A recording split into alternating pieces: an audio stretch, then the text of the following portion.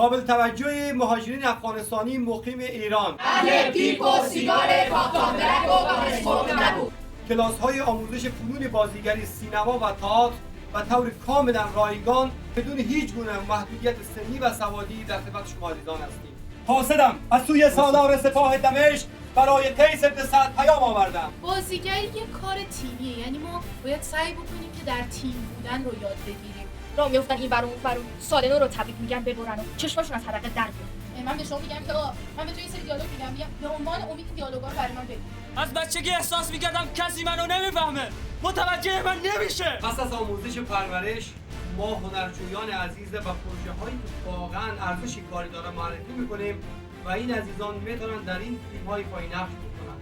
چون من طرفدار صلحم و معتقدم که آدما باید نسبت به هم مهربون باشن. اگر شما هم میخواهید که عضو این خانواده صمیمی و حرفه‌ای باشید، با پیجای ما و با فیسبوک هایی که گذاشتیم و با شماره تلفن هایی که در قسمت پایین درج شدن با ما در تماس باشید.